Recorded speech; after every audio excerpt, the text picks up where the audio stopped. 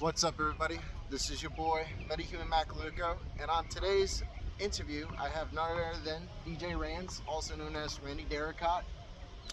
Pleasure to meet you, Luca. Absolutely. All right, Randy, what got you started into DJing and making music? Making music? Yes. Well, my history with DDM actually goes all the way back to when I was a kid. Okay. Yeah, as you pretty much grew up in a similar era. So Did basically, you grow up listening to nightcore music? not so much nightcore, but popular Euro house like Okay. Aqua, Black Box.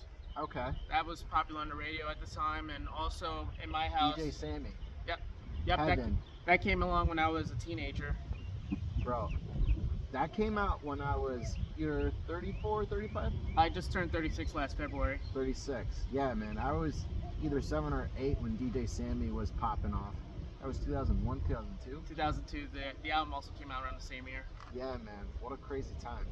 So, that genre, or that era, I should say, of house, did that inspire you? Or did you have to look more into the iceberg or go deeper in the iceberg? I went pretty deep. Okay. So the very first actual trance song I ever heard was Out of the Blue by System F, who these days goes by Ferry Corsten. Okay. And then what got me into actually making music was the high school I went to, they gave us Mac laptops to use. And one of the programs on the laptop was called GarageBand, so I would make songs on there. Okay. And then once I had a few made, I figured I needed a way to play these out. But the school I went to put the laptops on what's called a proxy server. So if you tried to go on, say, YouTube or any other site they deemed inappropriate, it will block you. But I was actually one of the few that knew how to get around those. Okay. So after I finished my work one day, I come across a video of Tiesto DJ. I'm like, hey, maybe that's what I should do. So I wrote my. Yep. Well, back when I was in my teens, he used to make and play uplifting trance. These days, his sound is a bit more mainstream. Okay. But I got I rode my bike to Circuit City not long after. Got DJ Mixstation 3 for a deep discount and taught myself. Okay. So do you still use GarageBand to this very day?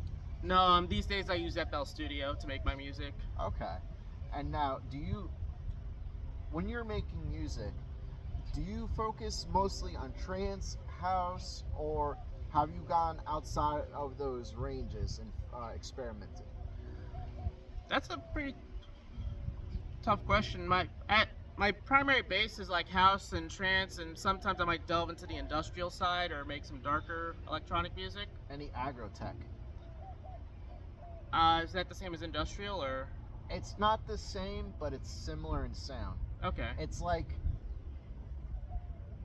I might sound like a crackhead for saying this. It sounds like hardstyle mixed with industrial. I don't know about that. I guess I would think more like Julian K. I'll send you some links. Yeah, definitely. But anyway, so when you make music, you also DJ. Yes. And that came along. So, kind of like chicken and the egg, what came first? Producing music or DJing? Producing music. And that evolved into DJing. Yes. So when you do your live DJ sets, whether it be at pub dubs, Flynn's, have you done Guildhall yet? Not yet. I want to though. Have you done game night at all? Not yet. I want to. Have you done Island Rucava and Coral Springs? Not yet. I want to. You know those guys don't know you're a DJ? I've actually told Spencer and the guy. No. I know the guys at game night know. The guys at Island Rucava don't know. Oh, yeah. I think I told one of them before. All right, you got to talk to Zach. Yep, I'm gonna definitely. Shout out to Zach, coolest manager at Island Rucava. Yep, I've actually participated at a couple of his tournaments. I got third place in a Smash tournament, and I actually severely owned everyone in Mario Kart. Hell yeah, that's what's up. Yes. Now, outside of the music realm, you are also into video games and anime. Yep. Are you into comic books at all? From time to time, I might pick up a manga and read it, but for the most part, I like watching my media. Let me rephrase the question. Sure. American comic books. I used to when I was very younger, but it's been a while though. Okay. Any Korean books? Because I know manhwa, I think that's how it's pronounced, is slowly Yes. becoming popular. Manhwa, visual novels. Okay.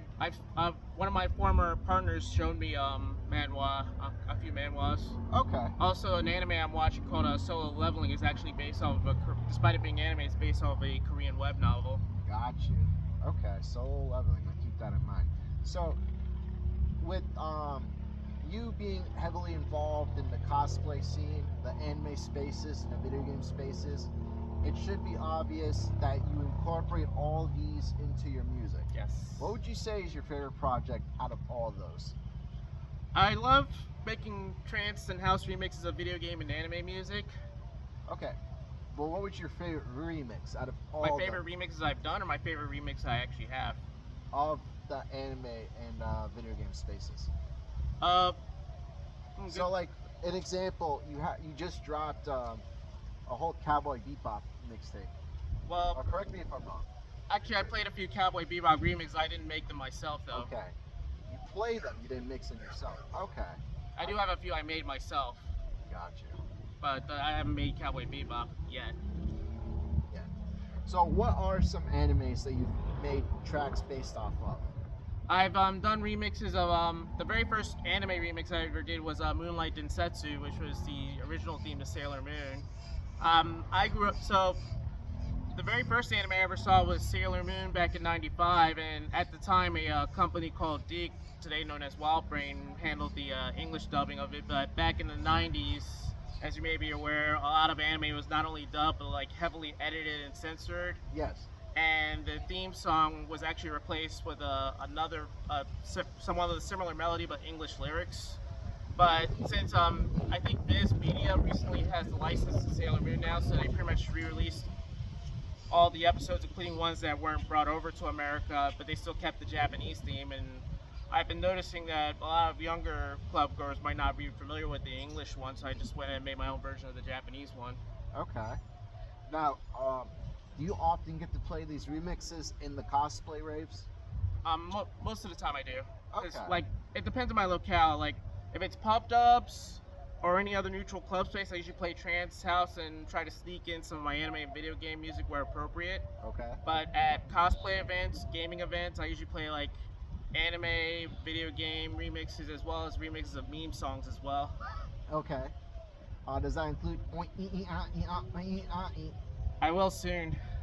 Some I ones can't wait for the Ranz remix for that. Some I have are I found some remixes of the infamous Rickroll song. Oh no. Oh no. Gangnam Style, The Fox, Okay. Numa Numa. Gangnam Style, I can understand. Fox makes me cringe. Fox makes me cringe. You don't like what The Fox says? No, bro. Okay, let me tell you something. I had a music teacher named Mr. Armbruster. All right, I'm sorry to call you out, Arbiter. but we had a project, and it was a group project. Now, unfortunately, the prompt of the project was we all had to make our own individual music video based on that one song, which in itself was extremely annoying because it's like, bro, there is, you as a music teacher know there's a whole catalog of like other music that we can do, and unfortunately it's high school, so of course like that's like 3/4 of what we can use, and we were still stuck to that one song. And one poor kid was traumatized because his group decided that they're gonna have him be on all fours and use him like a cow and have like an actual udder, and that was just kind of like pushing it for school, you know Pushing what it I'm real saying? good. Yeah. But Anyway, so yeah, I hate that song with a burning passion just because of that particular group project in school. Not to take away from you. I know you've been doing meme stuff, anime stuff. Have you ever taken any of the soundtracks from either Marvel or DC movies? I want to. Way back when I did a remix of a song from Captain America: Civil War, but that was just when I was producing music. I might give it another remix now that I picked up some new skills. Okay. What was I gonna say? cosplay. Do you cosplay while you DJ? Sometimes I do actually. There have been on a number of my videos I posted on YouTube. I've actually DJ while dressed up as a Jotaro from JoJo's Bizarre Adventure. Okay. There's even a few of me dressed up as Tanjiro from Demon Slayer. Okay. Now, what would you say is your personal favorite anime protagonist?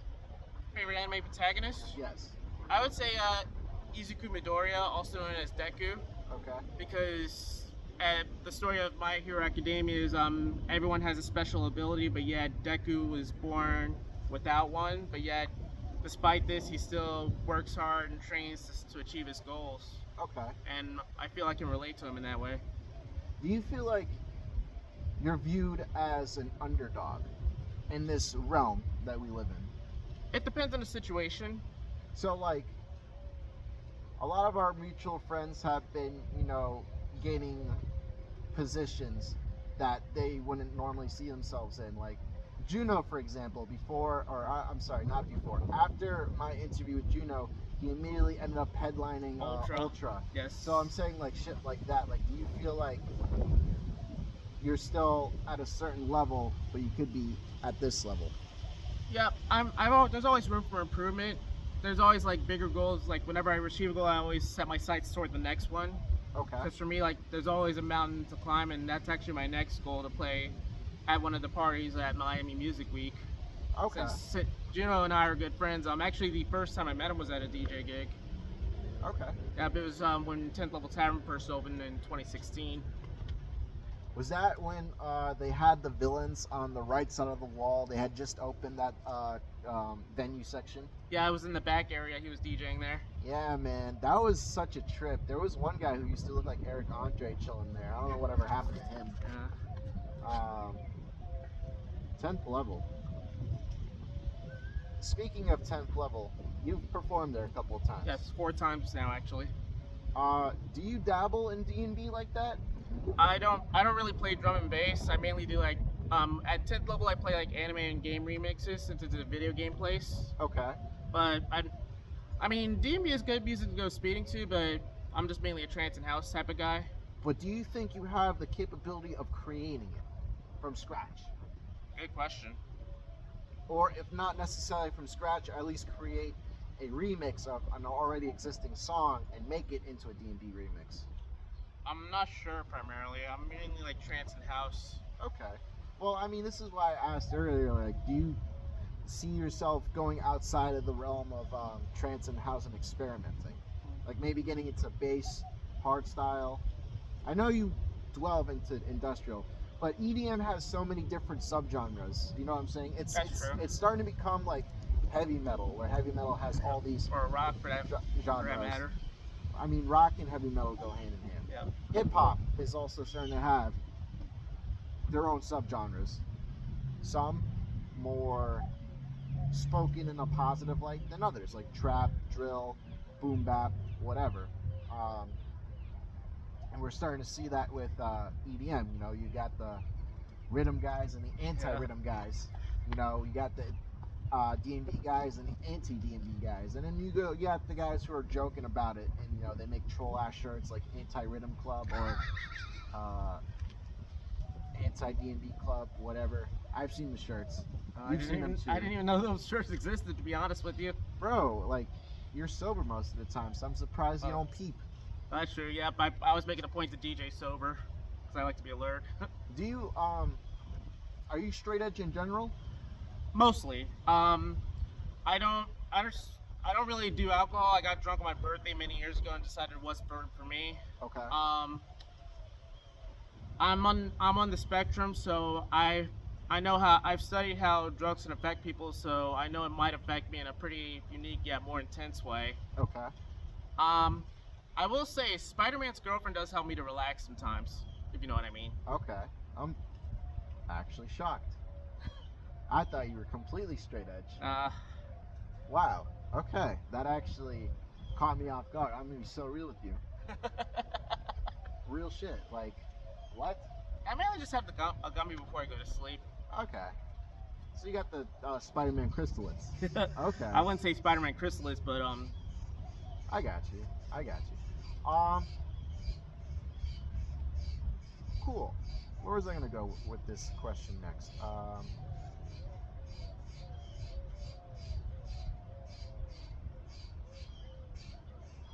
All right. So with that being said, and you DJ sober, Yeah. do you feel as if DJs who get somewhat inebriated are unprofessional to a certain extent, or does it depend on the severity of their inebriation? That's a good question. I know everyone has their own vices or their own way of doing things. I mean, as long as they're responsible about it, I don't really like knock anyone for it. But So as long as they're able to actually perform and do what they maintain need their to faculties. do, and maintain their faculty, okay, I got you. Yeah. And earlier you had mentioned that you're on the spectrum, meaning that you are autistic. Yes, I was For diagnosed lack when of I was a about 3. better words. Being an openly autistic DJ, do you feel that you're often either looked down upon or ignored? Or do you feel that people add you into the pantheon of current South Florida DJs? It could be a bit of both. I will admit I am a bit socially awkward, and I don't understand like social cues. So sometimes if something's going on, I need to explain blatantly. Okay. But some circles are look past that and are willing to accept me as I am, Okay. and are willing to work with me. Like I know there's, I I guess one part of it is I'm also a bit of a perfectionist too. Like there's things have to be a certain way Right. for specific reasons, and usually most of the time people are able to work with me on that. Okay. There have been some times where You've butted heads. I butted heads, or sometimes people. Now, when you butt heads, is it a matter of, okay, this person wants it a certain way, but you want it a completely different way? Or is it more so you want something to be explained in a different way or rephrased, and this person's not giving you the time of day? It's probably the latter, because Okay. sometimes I'll ask for sometimes I'll ask for more specific stuff, and some people will treat me like I'm dumb, but I just try not to pay that any mind. Okay. But have you ever had a boiling point with someone where it's like, all right, I'm done. I will never work with you if this is how you're gonna conduct yourself accordingly, because this is not according, to be quite frank. I've had that happen, but usually when that happens, I'll usually try to be professional about it. I won't like blow up on them, Yeah. because I like to, I try to be respectful, but yet also communicate my viewpoint, and I expect other people to do that as well, professionally, yet communicate their viewpoints as well. Okay. I got you. But I mean, so far it seems like you've had a steady career doing what you do. You're still getting invited to come out, and if you're not getting invited to come out, you're on the lineup. You know what I'm saying? So in some capacity, you're gonna be there. Out of all the venues that you have played, what would you say was your best, and which one was your worst? Oh, that's a jeez. Don't playing hardball, huh? Jeez, you're gonna make. Jeez, Bro, if I say I'm one gonna month, the be others real are with gonna be you. mad This at is me. a very basic question I asked all my guests. My favorite event to play at is Colossal Con in Ohio. Okay. I played there 2022. I played in 2023 and 2024. Okay. I met DJ Amaya, who also, that's how I got into the anime remixing scene. I came across a remix he did of Fukai Mori from Inuyasha. Okay. And Fire. yes, and ever since, and I kept digging, found more of his remixes, eventually found his personal Facebook, friended him, and our friendship took off from there. Okay. And it was actually thanks to him that I got to DJ at Colossal Con in Ohio. That was actually my first out-of-state show. Okay. You just recently did Minneapolis. Yes, I recently DJ'd VGM Con in Minneapolis. How was that? That was amazing, like VGN Con? VGM Con, so Video Game Music Con. Okay. Basically, it's an event where there's video games meet soundtracks. Okay. There's in the hallways you'll find people playing pianos, renditions of songs. I haven't heard a choir version of Snake Eater on it while I was there. So it's not even just like DJs; it's all the musicians. Yep, all styles of music. There's even rock bands that play covers of video games. And then during the night when we had the rave, my friends and I all played remixes of video game songs. Word. That's Yes. that's actually fucking If you like fire. video game soundtracks, I definitely recommend it. Bro. Oh man, if I see someone playing a Yakuza soundtrack, I'm gonna lose my shit. Good to know. Yakuza 0, I will look into that, kind sir. Yakuza Kiwami 1, Yakuza Kiwami 2, Yakuza 3. I would. There's skip one 4. song I know of it that's since become a meme. I think it's called. Bakamatai. Yes. Yeah. But that is a meme. But the thing with the Yakuza games is that if you actually listen, there's like a lot of dubstep influence in for whatever reason in 0 especially, which makes no sense because dubstep wasn't really a thing till like 1991, 1992, and this game takes place in 88. So Yeah, it's like that's... Kiryu when he's 20 and Majima when he's 24. They're like 60 now, canonically and chronologically speaking. Yeah, but then again, I mean, I guess it's not entirely out of place because I know like during the 80s is when some of the early forms of electronic music began to take shape. No, I'm not saying, all of EDM. Like I said, subgenres progress. Yep. And, like, when did we get sludge metal? When did we get, conscious hip hop? You know what I'm saying? Like, when did we get all these subgenres? They slowly evolve as we continue to make music. You know what I'm saying? That's true. But I didn't mean to, I divert you earlier because I brought up Minneapolis and you were speaking on Colossal Con. Colossal Con, you've been there 3 or 4 times? Twice now. Twice, okay. Yes. And both times were a great time? Yes, both times were amazing. Okay. So, VGM Con, Minneapolis, Colossal Con. How about any local cons such as MizuCon, MAEY, Otaku Fest? Did you get to do any of those? Yes, I've done all 3. All 3? Yes, I'm actually SuperCon? I haven't done SuperCon yet. I've been emailing them. Holiday Matsuri? I want to do that next. Okay. Shit, son. I did MegaCon back in 2022. Okay. So that's 6. Yep. That's an extensive resume. 6. Well, 6. This is 7, but you get what I'm saying. Yeah. Like, with more to come. So you're not entirely inaccurate. So, okay. But those are anime conventions. Have you played any, like, with the exception of pub dubs, because we name dropped them like 5 times, have you done anything else outside of pub dubs? I've DJ'd at this place called Grimm's in Pompano. Really? Yes. Okay. It's held at the It used to be called the Black Flamingo Brewery, but Yes. it was recently sold. So if you try to find Grimm's, it'll come up as Black Flamingo Brewery on Google because they haven't changed it yet. When you did Grimm's, was that the same night you came to our event? Yes, I actually put that for the very first time. I guess I have this thing of I always like to try to keep everyone happy and try to play as many shows as I can. That was kind of an honorable moment. Well, I mean, look, I get it, and I'm so happy you were able to pull through, but I was a little worried because I thought that would, like, exhaust your body. Because a lot of DJs, they refuse to do 2 shows in one day. It wasn't the first time. That was actually the second time I did 2 shows in one day. Okay. The very first time was when we had the MizuCon Beach Bash back in, I want to say it was 2023. Okay. And then I DJ'd there for about a little less than an hour. And then later that night, it was Pastel Beach's birthday, so we had a pub dubs event for him at Kelly Brothers. Was that 2023 or 2024? Maybe it was 24, I'm not sure.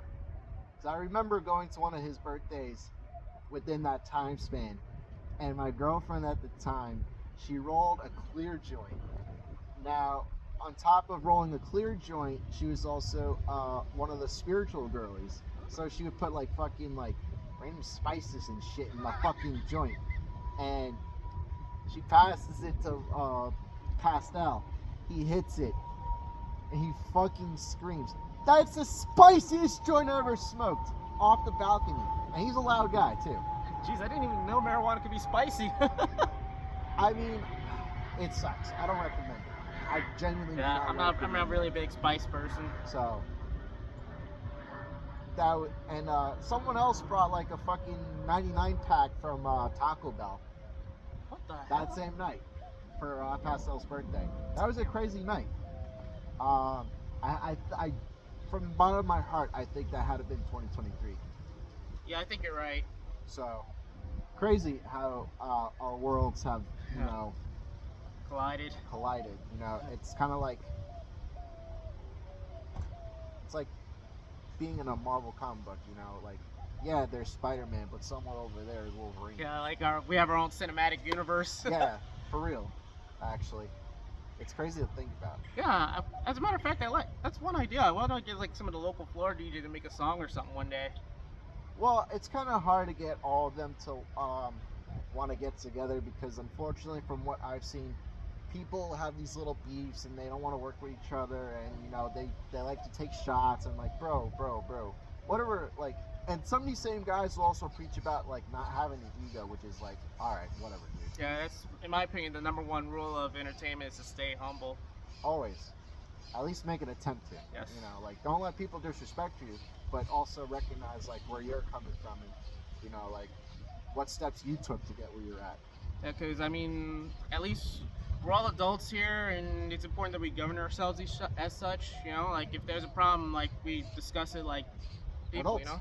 Yeah, absolutely. And plus, I got into this scene because I grew up during a time where Anime was still looked down upon. anime was still looked down upon, and it also wasn't cool for someone like me to like electronic music back in the early 2000s. So thankfully, when I started going to nightclubs and whatnot, everyone accepted me with open arms. Well, that's because those are nightclubs. Everyone's a bit older, and they've definitely been through the same shit you've been through That's in true. some capacity. I'm not saying step for step, bar for bar, but in some capacity, they probably went through something similar.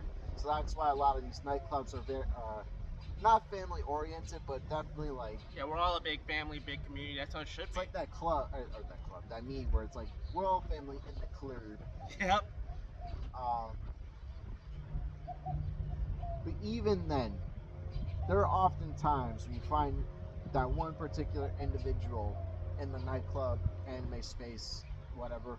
Have you had any issues with people like that within the last 5 years? That's a good. I've had a few issues with some people, but usually if there is an issue, I usually try to like talk it like professionally. Yeah, And if I find that talking with them is a losing battle, I just move on. You know, like you have to. because I mean I've got bigger things to worry about. Not to sound arrogant, but it's just It's not being arrogant because, like you said, it's a losing battle. You're talking to a brick wall. yeah. And So plus, life is short, and I'm not a spring chicken anymore. As mentioned before, I'm 36, and I have to be careful where I spend my energy. You know, because I can't let something like cloud my mind. yeah. Okay. Oh man. Reflecting back on one of my other questions, what was the worst venue you played at? Worst venue? Yes, or the worst spot you played at? That's a good question. Like, it doesn't even have to necessarily be the venue's fault. It could just be the timing of everything. It may have been a venue where there was a rough crowd and they weren't digging you. It could have been a venue where the owners didn't like you for some reason and cut your set short. It could be, as I mentioned earlier, you got into a little spat with another person behind the scenes, and that kind of caused friction between you and that individual, and you just never showed up to that particular spot. There's a number of ways you can answer this question. Usually, like, I wouldn't say I've ever had a bad show. I mean, sometimes I might have things happen that are not in my control. Like, for example, I DJ'd at a house party earlier this month, Okay. and I don't keep all of my music on my computer because obviously I don't want to like overload it. So, USB. yep, I have some of it on my computer. The rest is on my flash drive. But the night I was DJing, for some reason my computer wouldn't recognize my flash drive. I kept getting an error message when I tried to insert it in. Oh no. So That's annoying. I just had to play with what I had, and I was playing like my usual trance, progressive, anime, but they wanted harder stuff, and I did have like a handful of harder stuff, but not a lot because I didn't have access to my flash drive, and Gotcha. it's just I tried to go as hard as I could, but they wanted harder, and I feel it. Well, I Yeah. mean, like you said, technology. that's definitely something that's out of your control. But we live and we learn, you know. At least you gave them something. Yes. You didn't give them nothing. Yep, it's nothing beats a failure but a try, as my grandpa says. Yes. Completely outside the realm of music. A-Log. How did your friendship with A-Log begin? Yes, him. I mean, and that's how I actually met you, actually, through Anthony. Funny.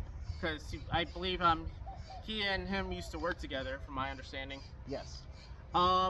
We actually were introduced to a mutual friend that was working on a project. It unfortunately didn't pan out. I actually already knew about his escapades long before I met him, but I'm usually not a pretty judgmental person. Like, I usually try to give people a chance, because, I mean, keep in mind, all that stuff he did was years ago. Right. So, obviously, we You're live. talking about the beef with Christian? Yeah, we live, we learn, we grow. So I figured, okay, maybe he's learned from that, so I'll give him a chance. But he's fun to play with, video games wise, but sometimes I end up having to save him. I don't think save's the best term, but I, you know, definitely coach him out of that Yes. out of that headspace. Other than that, I personally think he's been doing a good job, because, you know, even though we had a whole conversation about it on my first interview, it seems like now he's like chilled out, mellowed out. He's actually present in the moment. Like, he's actually in the present, which is a good thing. But good to hear that you know, that's helping your friend out in the long run over something stupid as a Christian beef.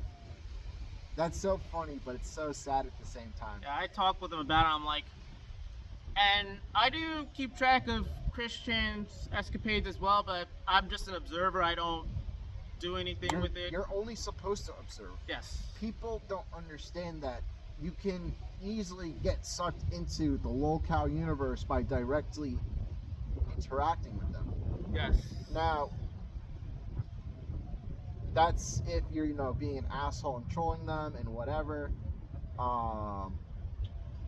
And it's hilarious, because like a lot of these trolls on the internet look at Anthony like he's a locale, but like once you actually get to know him as a person, he's just like a normal guy, just like you and I. Like he just has his fair quirks, you know what I'm saying? He has his quirks, but he's fucking hilarious. We all have sometimes when our he wants to be. We all have our issues we got to deal with, you know, and No, absolutely. as long as A lot of people don't know this. I myself am also in the autism spectrum. Yes. And people are so shocked to find out. Same. Actually, people say that with me too. Like, people will say, "You're autistic? Are you sure? You don't look autistic." But it's taken a lot. But You know what I like to tell people? I will show you my old IEP paperwork if you really want it that badly. Fucking try me. yeah, I'll start bringing that shit. I have my autism papers on my laptop. Actually, believe it or not. Here you go. Yep. Brown shirt. Fuck out of my face. But yeah, like we all have our quirks. We all have stuff we've done that we're not proud of. But the important thing is that you learn from it and just try to correct yourself and do better. You know. Absolutely. Before we completely wrap things up, I know you just dropped your newest album. Tell us more about that. So the album is called Explore Me. It actually is going to be released this coming Thursday, April 24th. Okay. On wherever you listen to music. It's actually available for pre-order on Bandcamp, Apple Music, iTunes, and certain other places as well. The idea for the album actually it's actually a concept album. It came from one circumstance where I was talking to a friend about some of the problems I go with, like connecting with people, and one person suggested I should try journaling. So I figured, okay, since I started making music again, might as well tell a story throughout it. So basically, at its core, it's trance and progressive, but I've also tried to borrow elements from other styles as well. Like there's like the very first track is actually kind of synth wavy with some 80s sounds, because I was born in '89, so that kind of represents my birth and early beginnings. And then there's also some other styles of songs there's also a song after that represents the '90s where I grew up. And then one song is trance and progressive, but also has some shamisen in it. So in shorter words, you're telling me that it's essentially an autobiography, but in the format of a trance progressive album. Yep, for trance progressive album. There's actually two versions of it. One where I DJ mix all the songs together, so it's like continuous, and the other version was unmixed. So if a DJ wanted to use it, they could. Okay. Basically, it's like even though it's instrumental, it does tell a story. I didn't use any vocals on it. Gotcha. And this is your first ever album. First album under my own name. I've done albums under a previous alias before. Okay. Other than the albums, I've noticed you dropped a couple EPs and mixtapes. When you drop those, do you drop them underneath your own name, or do you have a distribution company or person that you look to? So I mainly I used to go by DJ Ranz because Ranz was my nickname when I was younger, but then I had a guy design a logo for me, and he suggested because of he thought my name was pretty unique that I should just go by that from now on. So I took his advice. Randy Derricott? Yep, that's my actual name. And so up until now, all the stuff I've done under my my real name has been done with a distribution company, specifically Symphonic Distribution. Right. And all you have to do is pay $22 a year, and you can release all the stuff you want. But the mix compilations, the DJ mix compilations I've done, I usually put those out for free myself. So like you can download them directly from my cloud. Right. The only reason I don't commercially release them is because a lot of the songs that I use I don't have the rights to. Ah. Yep. Is it because you sampled already copyrighted music? Well, so what DJs do is they play other people's music in addition to their own, like Ferry Corsten or Armin van Buuren. Okay. So if you were to pick up Armin's A State of Trance albums, they do have some of his work and remixes on there, but they're also DJ mixed with other songs as well. Okay. But the reason why he's commercially released them is because some are on his label Armada Music, so he had the rights to use them anyway, but others he gets licenses from others too, other labels as well. Gotcha. Okay. But the legality of things. Have you ever been in a legal dispute because you unintentionally released a song that had someone else's work in it? So far, no. Okay. I've usually studied like all this stuff because how I got a lot of my electronic music experience is I actually used to be part of a forum called Transportium. Unfortunately, it shut down a few years ago. But I kind of learned a lot about some of the legalities behind mixes and whatnot. Like for example, some people will record Armin's A State of Trance radio show and put it online for people to listen to. That's basically similar to DVRing. Oh, sorry, that was a bee. I'm like a little scared of bees. But that's basically similar to DVRing a program to watch later. So that's I don't know if it's officially illegal or not, but they usually won't come after you for that. Okay. Primarily. Also, like a lot of bootleg remixes I've done, I give those away for free because even though I remix them, that's still like I couldn't get permission from the record company, and they didn't approach me to it. So they usually only come after you if you make money from it and don't get permission from them. Gotcha. Okay.